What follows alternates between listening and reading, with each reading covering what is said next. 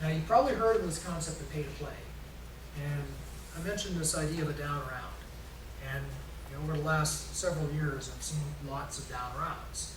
And you'll hear about people getting squashed in a down round. What do we mean by that? Well, the pay to play provision says, all of this fancy anti-dilution protection you got, that's great. You get that protection. So if we do a down round, you get that many more shares when you convert, but only if you participate in the next round of financing. So you got to, you got to pay to play. You got to put more money into the next round, and then you get your anti-dilution protection. If you don't put more money into the next round, what happens is your preferred shares, they convert to a shadow preferred or a derivative preferred. Sometimes they even convert to common stock, and you lose all of that anti-dilution protection, and you just get squashed. 10 or 15 years ago, I personally invested in one of my internet company clients, and we did it round and pay to play. I said, what are you, nuts? You guys are going broke, forget it. And our percentage went way down, and then once you know it, the company went public. Yeah. But what was my interest worth? Not even what I paid for it, because this pay to play is, because we converted to common, it can be really, really punitive, really punitive. I'm still mad about that.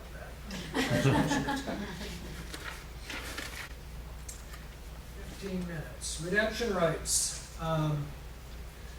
So sometimes you'll see redemption rights in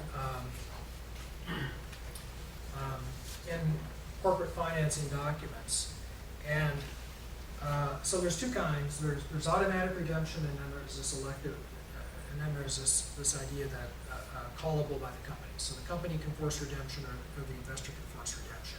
What we're concerned about, usually in the documents, is where the investor can force redemption by majority vote of the preferred stock. So where to begin? Why does an investor want this, right? I guess is the first question. And what redemption rights usually are, it's a way for the investor to force a liquidity event to the company. Because let's be honest, the company is not going to be able to redeem their stock. Maybe they will. Maybe they can go out and, theoretically, we always say, well, you can go out and you get financing, and you can do another round. But as a practical matter, that's just not going to happen. If the company has gotten to be 4 years out and they haven't had a liquidity event, they're not going to be able to take out the investor. The redemption right is usually a way to force the company to put itself on the market. That's why you oftentimes see it. Theoretically, it's a way to get the investor their money back plus a return. So one of the things we should keep in mind is that in California, redemption rights are still subject to Section 500 of the Corporations Code. Remember, Section 500, it limits the amount of distributions and redemptions a corporation can make to a formula. It's either its retained earnings or that formula based on its net assets. So it is subject to that as a corporate law matter. But aside from that, the other issue that I look at before we get into the guts of it is just the tax issue. Because if it's mandatorily redeemable, we may have this 305 issue. In other words, if there's unreasonable redemption premium, which is pretty narrowly defined these days, the preferred stock may have to take in a ratable portion of that redemption premium over the life of the preferred under OID concepts. But keep in mind, it's as a dividend, right? So we got to look at the E&P of the company. And usually my companies don't have any E&P. So it's really kind of a non-issue. We do a lot of work, a lot of analysis for nothing because it ends up being a nothing. But once in a while you have a company that does have earnings and profits, and it does have mandatorily redeemable stock that either it's callable, it's redeemable by the investor and is more likely than not to be redeemed, or it's redeemable by the company. And we have to engage in this accrual analysis. Every once in a while that happens with redemption. So those are the legal and tax issues. In terms of how these things are structured, first question is, what's the redemption price? What return is this investor insisting that he be guaranteed? They're usually harsher on the East Coast than on the West Coast on this. They're going to want a return for their fund. What amounts? In other words, is it 25% a year for every year starting in the 4th year? Because that's usually how it works. And then there are windows. When is it redeemable? And is it cumulative? These are heavily negotiated provisions usually. In other words, if 25% of the stock is redeemable in the 4th year, and if I don't redeem, is that cumulative? I mean, can I force you to redeem it in the 2nd year? That kind of thing. You'll find all that stuff to be negotiable. All right. The last thing I'll say is typically the majority of the preferred, even when you have redemption rights, you waive that. So you got that.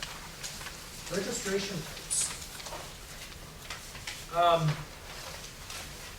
So backing up a little bit,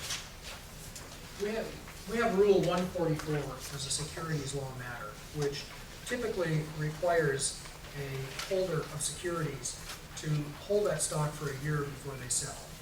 And oftentimes you'll see companies, investors or shareholders will come to the company and say, I want to transfer stock, please reference it, and the company will say, well, I need an opinion from your lawyer that says that you've satisfied Rule 144, that you've held it for a year, plus a lot of other stuff. Or sometimes it's 2 years if public information is not available.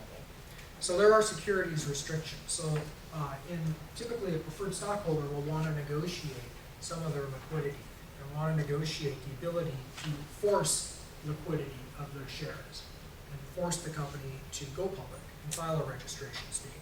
And this really happens in 3 ways. Number 1 is demand registration. And as you can imagine, I don't do public company work. I know some of you do. And it's a very expensive, distracting process to have to do a public registration. So companies don't like to do it. And by the way, as a practical matter, I hardly spend any time at all negotiating these things. I have never seen a demand registration, in the 25 years I've been doing this. It just doesn't happen because it's really kind of up to the underwriters. You're either ready to go or you're not. If you are, everybody knows it and you go. I've never seen anybody exercise a demand registration. We've all spent lots of money over the years negotiating demand registration rights, but it's not the kind of thing I really worry a whole lot about in finance. But a demand registration is exactly what it says. The investor can demand that their shares can force the company to go public.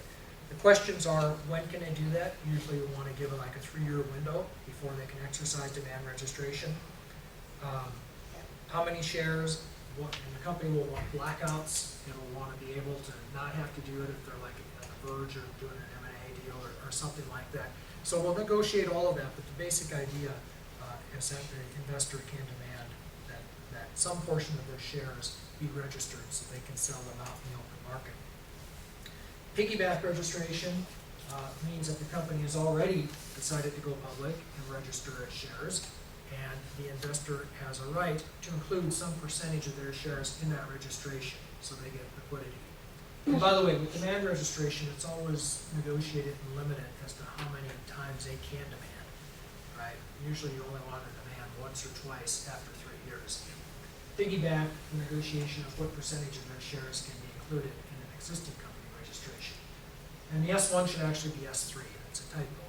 And S3 is a secondary offering. The company is already public, they've already filed all this information and taken the pain and gone through all the trouble. And S3 means that the investor can demand a follow-on registration of their share of an existing already public company.